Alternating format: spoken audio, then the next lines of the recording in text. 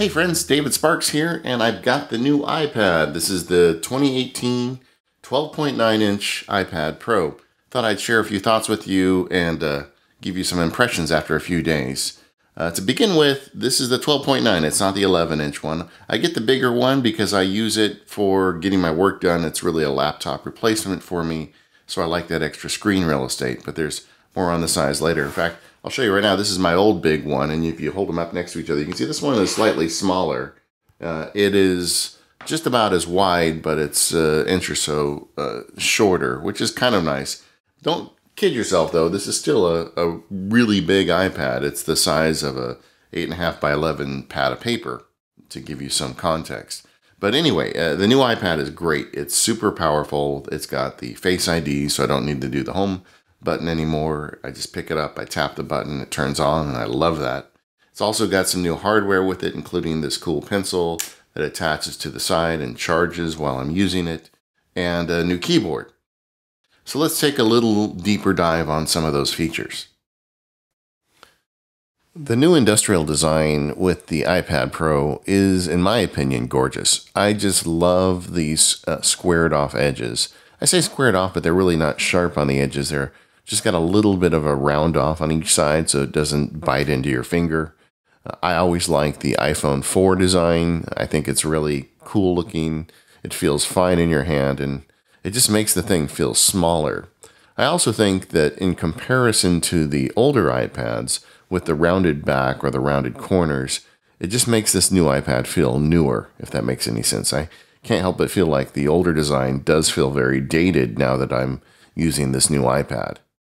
In terms of power, the new iPad is a beast. It's hitting benchmarks that equate it to currently shipping MacBook Pros. That's crazy. I have to admit, however, even with my 3-year-old iPad Pro, it's still fast enough for me.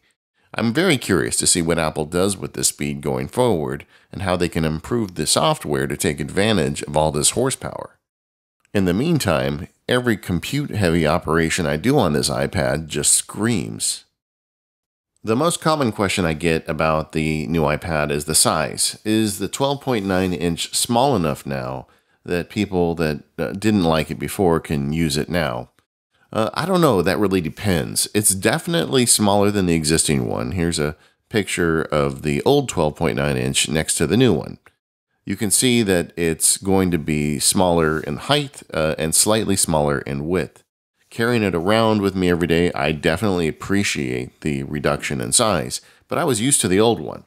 Now I've got this picture here of the new iPad 12.9 next to the old 10.5, and you can see there's still quite a bit of difference in size, so you're going to have to make your own decision on that. But my advice kind of remains the same. If you're going to be using the iPad for a lot of productivity stuff, if you are trying to use it as a laptop replacement, I think the bigger size is really going to help.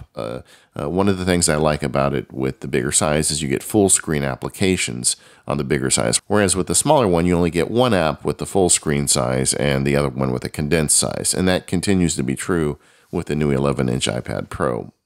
If you're really torn on it, just go in an Apple store and try them out and see what works for you. But I think the good rule of thumb is if you've got a laptop already, you may want to go with the smaller one. And if you're looking to use this as your laptop, then you may want to go with the bigger one. I used Apple's Smart Keyboard for the last 3 years on my prior 12.9-inch iPad Pro.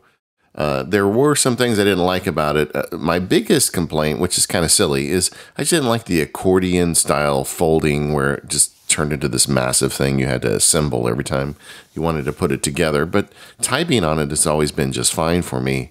The new keyboard, which I purchased, seems like it's just as good. They did solve the problem I had before in terms of it's a lot more efficient. You can have 2 different viewing angles now, which is nice, and I have used them both. One of the tables I sit at in our house is kind of high, so actually the steeper angle works better for that. I like that. I used to have to wedge something behind the keyboard or behind the iPad to get that angle. Now I don't have to. I'm having a little problem with the spacebar on my keyboard that I got with my iPad. I'm probably going to return this one.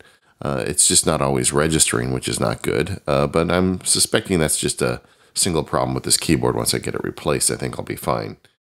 Overall, though, typing on it feels just like before. I am very efficient at getting words written on my iPad. I am really digging the new pencil. I like the way it charges when it magnetically attaches. I like the way you don't have to worry about losing the cap anymore. And I even like the matte finish. It feels better in my hands. The double tap gesture to change tools is cool, although we still have to see how app developers are going to embrace it. But overall, I think it's just improved across the board. If there's any downside, it's that when it's attached to the side and you try and hold your iPad in portrait mode, it's kind of a pain to have it on the side. But overall, I really like the new pencil. So I'm really happy with my purchase of the new iPad. I use it every day. It's a thing for me like a laptop for most people. So I'm fine with the amount of money I spent on it. It's very powerful. I can't wait to see what Apple does in future iterations of the software to take even more advantage of that monster processor they've got in this thing. But even with the existing software, I'm getting a lot done with this iPad. I'll be talking more about it on the Mac Power Users and the Automators podcast, so if you got any questions, just list them below. And thanks for watching.